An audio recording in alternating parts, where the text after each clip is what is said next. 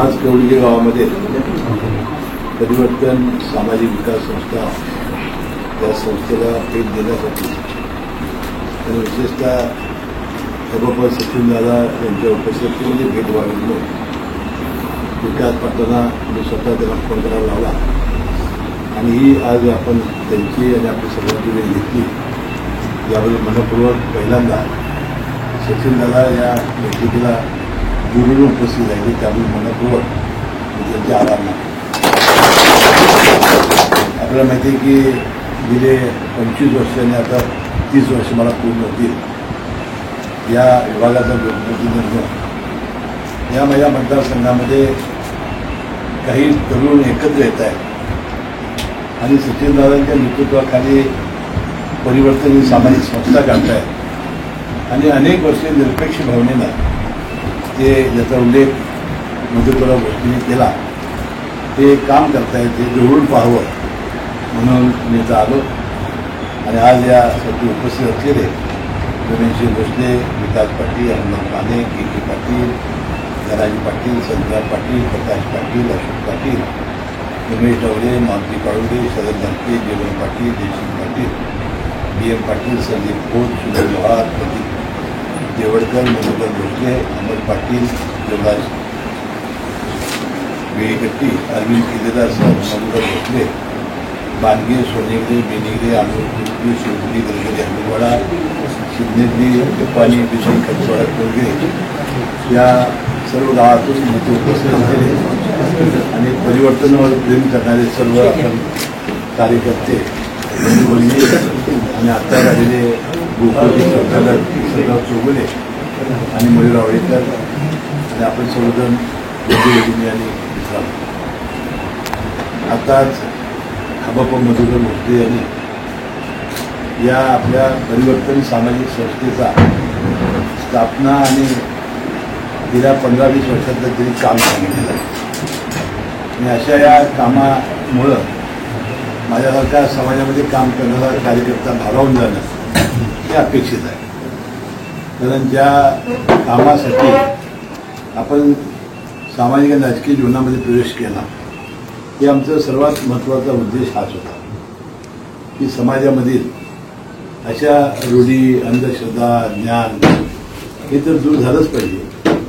त्याशिवाय गरिबातल्या गरीब समाजाच्या माणसाला स्वतःच्या पायावर उभं राहण्याची शक्ती आली पाहिजे. यासाठी आज जन्म आपण प्रयत्न करतोय आणि मग आपण आपल्या जनतेने संधी दिली, मला आमदार म्हणून निवडून दिलं, अनेक वर्ष मंत्रिमंडळामध्ये झाले, संधी मिळाली आणि माझ्यापर्यंत मी हे काम करतोय.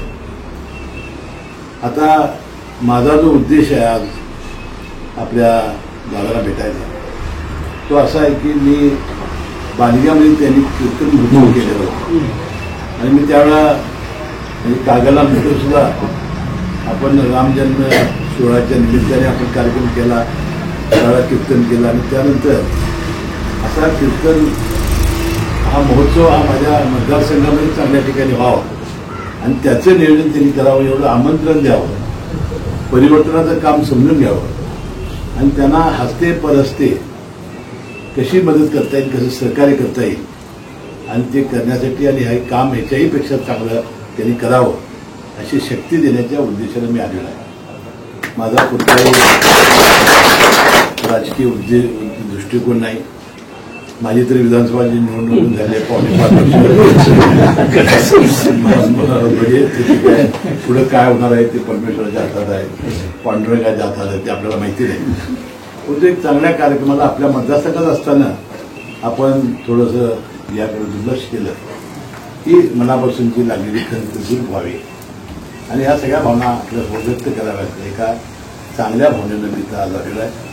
आपण सर्वांनी माझं स्वागत केलं, सचिनदादा इथे उपस्थित झाले आणि या आषाढी वारीनंतर कीर्तन महोत्सव त्यांनी नियोजन करावं ही विनंती करावी आणि आपलं परिवर्तनाचं काम जवळून बघावं.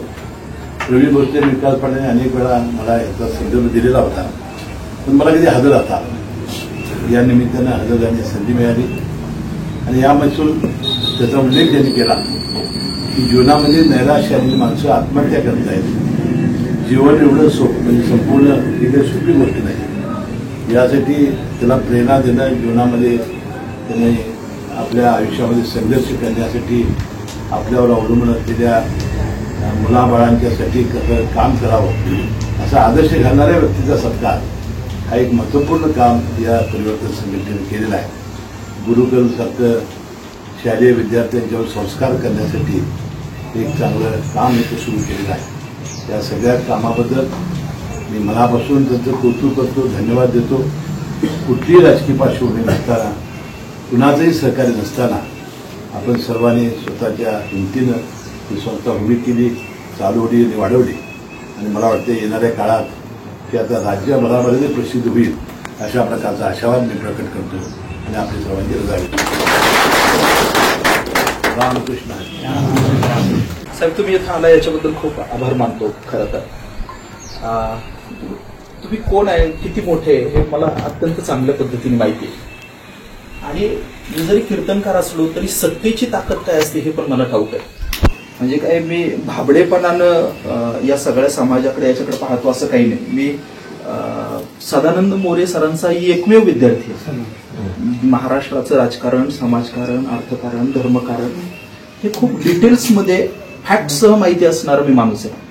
त्याच्यामुळं गावातले कार्यकर्ते मंडळी तुम्हाला जशा पद्धतीने पाहतात तशा पद्धतीने मी पाहत नाही. या देशामध्ये असे काही निवडक लोक आहेत की ज्यांनी 40-40 वर्ष सलग जनतेमध्ये निवडणुकीचं यशस्वी राजकारण केलं.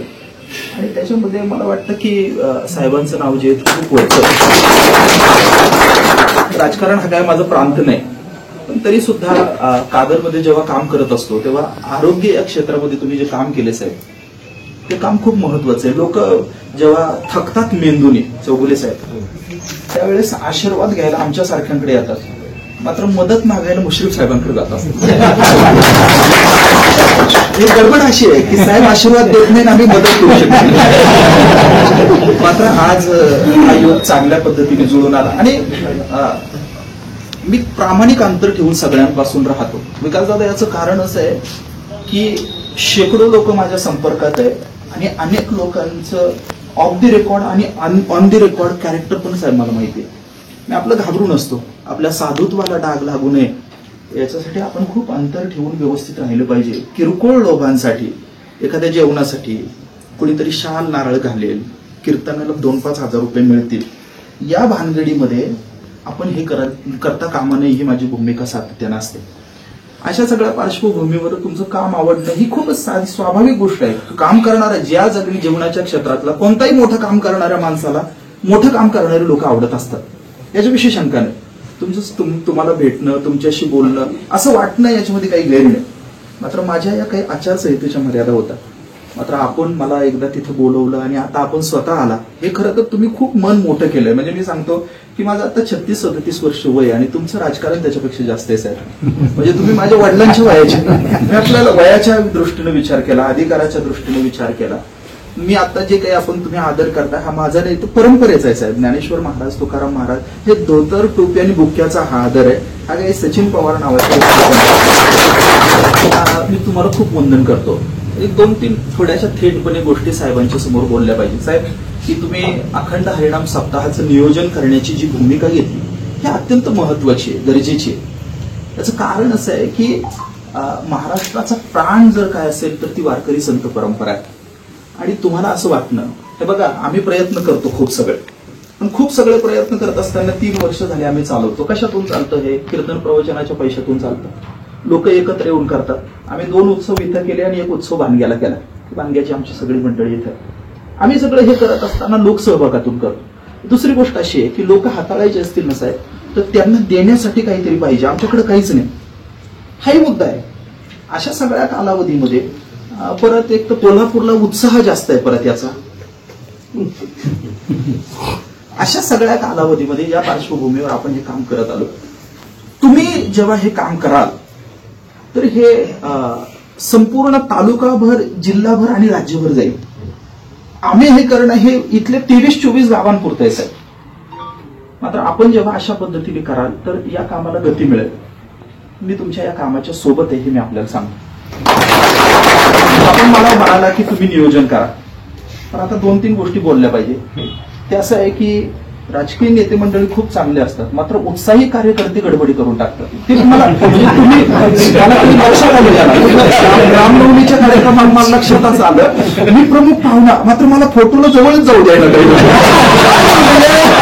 आपल्याला रेटून जायची सवय नाही ना. असं कोपर खेळ, मी जरी कोपरगावचा असलो तरी कोपर खेळ वापरता येत नाही. त्याच्यामुळे एक गोष्ट काय, वारकरीपणाला माझ्या कोणत्याही बाध येणार नाही याची काळजी तुम्ही आणि तुमचे सगळे कार्यकर्ते घेणार असतील साहेब, तर मी सोबत आहे. दुसरी एक गोष्ट अशी आहे की माझं कोणत्या साहेब, दुसरी एक गोष्ट साहेब, एक विनंती आहे का की मी काही राजकीय कार्यकर्ता नाही, माझ्या कोणत्याही राजकीय महत्वाकांक्षा नाही साहेब, आणि जर असतील तर मी कोपरगावला जाईल. आपण समजून घ्या, हे खूप थेटपणे सांगितलं. माझ्या कोणत्याही राजकीय महत्वाकांक्षा कुठल्याही प्रकारच्या नाहीत, पण चांगलं भाषण करणं, नियोजन करणं यांना आपण विनाकारण लोकांच्या डोळ्यावर येतो. विरोधक वगैरे राहिले, काही इथलीच लोक मला स्पर्धक समजायला लागतील, तर त्यांना पण एक माझ्या आत्ता या दिवशी विनंती आहे, मी कोणाचाही स्पर्धक नाही. चांगलं बोलता येतं, भाषण करता येतं, याच्यात आता आपला काय दोष आहे? कधी कधी गुणवत्ताच आपले शत्रू निर्माण करत असते. मुद्दा नंबर 3 एक असा आहे की ते सगळं नियोजन आम्ही करत असताना ते सांप्रदायिक चौकटीमध्ये करू, मात्र त्यातल्या आर्थिक व्यवहाराचा आमचा काही संबंध असणार नाही. त्याच्यासाठी तुमची माणसं असली पाहिजे. ते कसं करायचं, काय करायचं, एखाद्या दुसऱ्या गोष्टीच्या संदर्भानं सूचना करणं नावाची गोष्ट आम्ही करू साहेब. आम्ही काय करू, आणखीन एक तिसरी गोष्ट आहे की ते कीर्तनकार सुचवत असताना ते सांप्रदायिक चौकटीत सुचवण्याचा अधिकार जर तुम्ही मला देत असाल तर करू, नाहीतर इंद्रनीकर बोलवा, शिवसेना पाटील बोलवा, गौतमी पाटील बोलवा संध्याकाळी साहेब. ह्या 2-3 विनंती होत्या.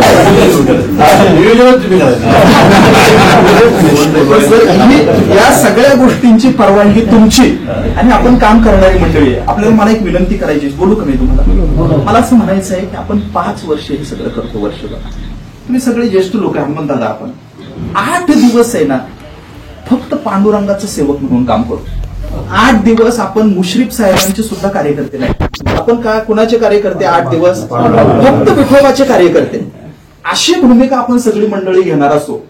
व्हीआयपी कक्ष असणार नाही साहेब, वेगळ्या पंक्ती असणार नाही, स्वतंत्र कुणासाठी ड्रायफ्रूट असणार नाही, कीर्तनकार वगळता पाण्याच्या बाटल्या असणार नाही. म्हणजे बाटल्याच नसल्या पाहिजे, पाण्याच्या. म्हणजे आपण जर अशा निष्ठेनं करू, तुम्ही म्हणाला हे चांगलं झालं की पुढची 5-5.5 वर्ष आहे, त्याच्यामुळे याला कोणत्याही प्रकारचा राजकीय वास येण्याची शक्यता नाही. आणि आणखीन एक आहे की जर एखाद्याला कोणाला असं वाटत असेल साहेब ही खूप चांगली गोष्ट आहे, ज्याच्याकडे ताकद आहे, ज्याच्याकडे सत्ता आहे, अशा माणसानं साधू संतांच्या विचाराचा प्रसार केला, काय होईल?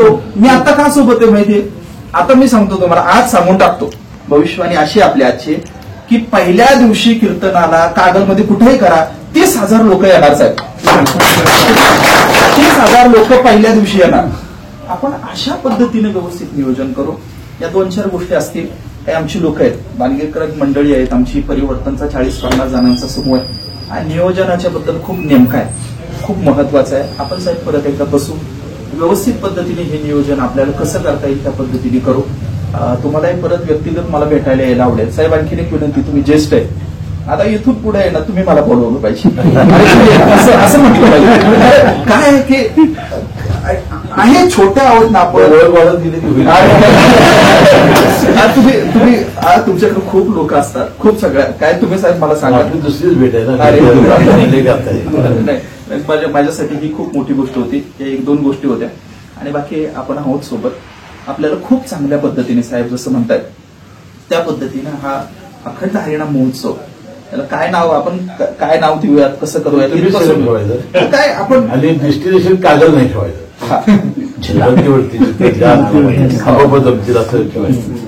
तो अधिकार साहेब, तो अधिकार नाही, तो पण मला अधिकार तुमची आता लई सोपं होतं